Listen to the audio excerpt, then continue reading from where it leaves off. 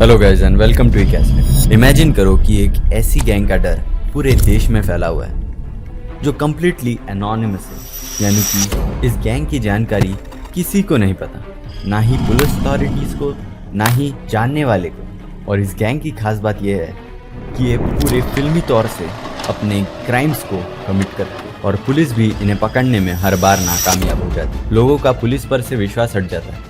लोगों को लगने लगता है कि ये क्या हो रहा है, इतने ज़्यादा क्राइम्स हो रहे हैं और पुलिस अथॉरिटीज़ कुछ भी करने में कामयाब नहीं हो रही। यहाँ तक कि सीधे सीधे इनकी इंफॉर्मेशन भी इन्हें निकालते नहीं आ रही। यानी आप सोच सकते हो कितनी ज़्यादा चालाक, चतुर और तेज़ होगी ये गैंग। और यही नहीं, इस गैंग के कुछ स्पेशल टारगेट्स भी होते हैं, जिसमें थे देश के सबसे बड़े स्वीट मैन्युफैक्चरिंग कंपनी ग्लिको और मोरिनागा कंपनी। यहाँ पर मैं बात कर रहा हूँ जापान में हुए फेमस एक्सटॉर्शन केस 114 के बारे में। कौन थी ये गैंग, क्या थी इस पूरे गैंग की कहानी, आइए जानते हैं इस वीडियो में।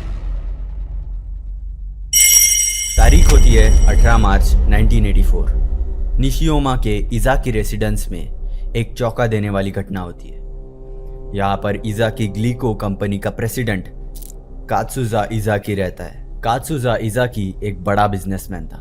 लोग इसे स्वीट टाइकून के नाम से जानते थे। इज़ाकी ग्लिको जापान की सबसे बड़ी स्वीट मैन्युफैक्चरिंग कंपनी में से एक है।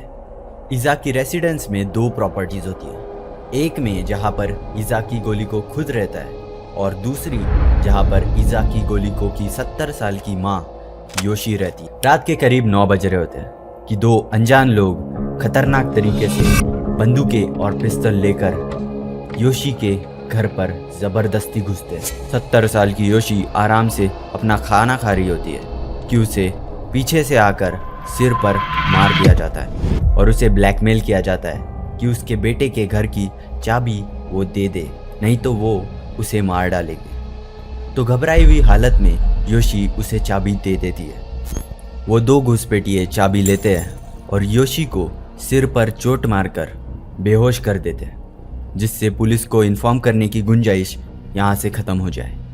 और वो दो घुसपैठिए इज़ाकी गोलिको के घर की तरफ बढ़ते हैं। जैसे ही ये दो लोग कात्सुजा इज़ाकी को किडनैप करने के लिए उसके घर में घुसते हैं, उन्हें सबसे पहले 35 साल की वाइफ मिकी को नज़र आती है और 8 साल की डॉटर मारी को नज़र आती है, जो उस समय डिनर की तैयारी कर रहे होते हैं। पर ये दो लोग पीछे से शांति से आते हैं और इन दोनों को पकड़ लेते हैं और इन्हें बांधकर बाथरूम में डाल दिया जाता है। इन्हें घर पर कात्सुजा इज़ाकी के दो छोटे बेटे भी नजर आते हैं, जो इस समय दूसरे रूम में गहरी नींद में सोए हुए होते हैं, इसलिए उन्हें वैसे ही छोड़ दिया जाता है। और जैसे ही इन्हें कात्सुजा इज़ाकी दिखता है, ये बड़ी तेजी से बाथरूम में घुसते हैं और उसे बंदूक दिखाकर उसे वहीं से उठा लिया जाता है, जबकि वो अभी भी बिना कपड़ों की हालत में होता है। उसे एक काले पिकअप ट्रक में किडनैप करके एक दूसरे शहर इबाराकी में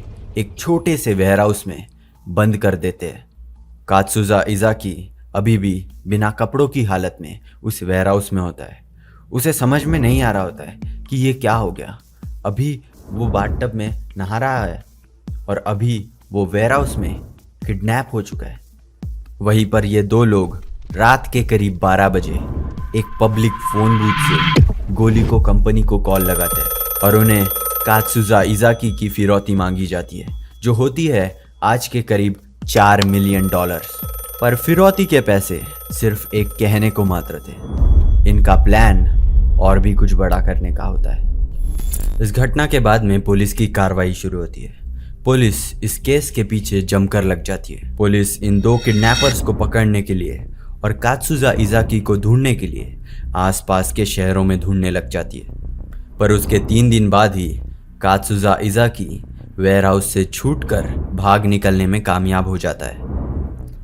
कात्सुजा इज़ाकी मिल जाने के बाद भी पुलिस अपनी कार्रवाई शुरू रखते हैं। करीब 20 दिनों के नाकामयाब कोशिशों के बाद 8 अप्रैल 1984 को एक लेटर आता है पुलिस और न्यूज़पेपर ऑफिसेस में। यह लेटर को इसी गैंग के द्वारा भेजा गया होता है। मैं गैंग शब्द इसीलिए इस्तेमाल कर रहा हूँ क्योंकि अभी तक इस गैंग का कोई भी अता पता या फिर अंदरूनी इन्फॉर्मेशन किसी को नहीं पता थी। इस लेटर में कुछ ऐसा लिखा हुआ होता है: क्या तुम सब मूर्ख हो? तुम्हारे पास इतने मैन पावर होने के बावजूद तुम एक अकेले गैंग को नहीं पकड़ पा रहे। अगर तुम प्रोफेशनल्स होते तो अभी तक तुमने हमें पकड़ लिया होता।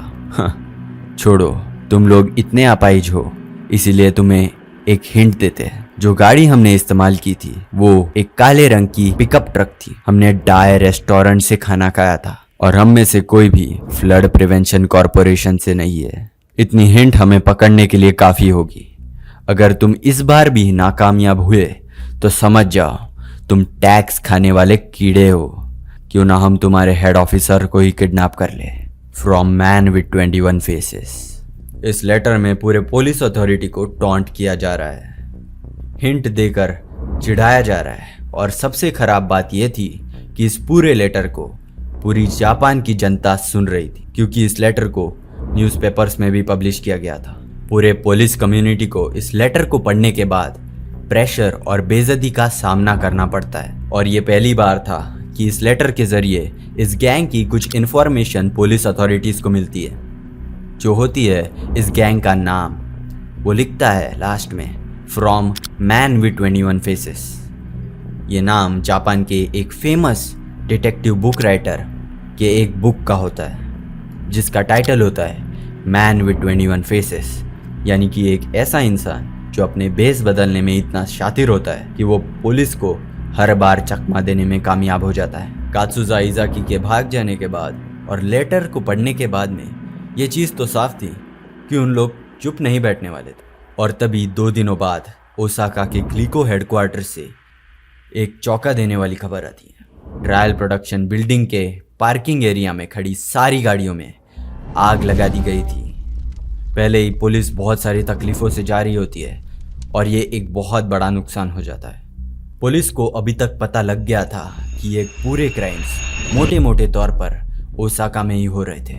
और पुलिस स्टेशन में एक बिना स्टैम्प का दूसरा धमकी भरा लेटर आता है, जिसमें एक खतरनाक स्ट्रॉन्ग एसिड की बोतल रखी होती है। इस लेटर में वो लिखता है कि गोलिको कंपनी के प्रोडक्ट्स में पोटेशियम साइनाइड मिला दिया गया। आपको पता नहीं होगा, पर पोटेशियम साइनाइड एक टाइप का पॉइजन होता है, जिसकी छोटी क्वांटिटी भी भारी नुकसान दे सकती है। यहाँ तक कि इसे कंज्यूम करने वाला इंसान मर भी सकता है। और इसी मिलावट के डर से कंपनी को अपने प्रोडक्ट्स मार्केट से बुला लेने पड़ते हैं। उस समय पर कंपनी को करीब $21 मिलियन का नुकसान हो जाता है। और यही नहीं, वो आगे लिखता है कि वो कंपनी के फेक प्रोडक्ट्स मार्केट में जाकर शेल्फ पर रख देगा, जिसमें पोटेशियम साइनाइड की मिलावट होगी। इसी समय पर एक वीडियो फुटेज निकलकर सामने आता है, जो ओसाका के एक सुपरमार्केट का होता है, जिसमें एक इंसान बेसबॉल कैप पहने कुछ प्रोडक्ट्स शेल्फ पर रख रहा होता है। जब वहाँ पर जाकर देखा जाता है तो वहाँ पर एक गोलिको कंपनी का चॉकलेट का पैकेट रखा गया होता है। इस चॉकलेट के पैकेट को जब खोलकर देखा जाता है तो उसमें पोटेशियम साइनाइड का कॉन्सेंट्रेशन पाया जाता है। सांची और मैनिच न्यूज़पेपर में वापस से एक तीसरा टॉन्टिंग लेटर मिलता है। उस लेटर में कुछ ये लिखा गया होता है, बेवकूफ़ पुलिस के लिए तुम्हें झूठ नहीं बोलना चाहिए। अगर तुम झूठ बोलते हो तो तुम चोरी करते हो। मैंने ये लेटर कोनशिन पुलिस को भी भेजा है। तुम झूठ क्यों बोल रहे हो? तुम्हें चीज़ें नहीं छुपानी चाहिए। तुम कंप्लेंट क्यों कर रहे हो? तुम इतने हार्ड टाइम से गुजर रहे हो, इसलिए मैं तुम्हें कुछ हिंट दे देता हूँ। मैं फैक्ट्री में साइड स्टाफ एंट्रेंस से घुसा था। मैंने एक पेन राइटर नाम का टाइपराइटर यूज़ किया था। जो प्लास्टिक की पन्नी मैंने यूज़ की थी वो पास ही में पड़े कूड़ेदान से मैंने उठाई थी, मॉन्स्टर विद 21 फेसेस की तरफ से। और वापस से 26 तारीख को एक लेटर आता है, जिसका टाइटल होता है वी फॉरगिव ग्लीको, यानी कि इन्होंने ग्लीको कंपनी को माफ़ कर दिया। और फिर ये लोग ग्लीको कंपनी से कांटेक्ट करना छोड़ देते। पर ये उस गैंग का एंड नहीं होता है। वो अपना सिर्फ टारगेट चेंज करके ग्लीको से हटाकर मोरिनागा इंडस्ट्रीज पर करने लगते हैं।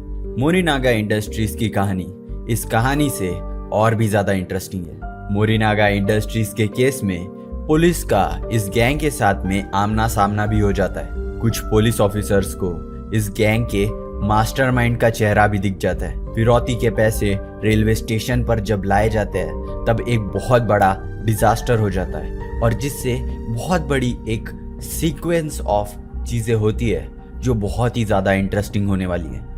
ये वीडियो बहुत ज़्यादा खिंच जाएगा, इसलिए इस वीडियो का एक पार्ट 2 मैंने बनाया है जिसमें मोरिनागा इंडस्ट्रीज के साथ हुए हरासमेंट्स को हम देखने वाले हैं। उम्मीद करता हूँ ये वीडियो आपको पसंद आया होगा।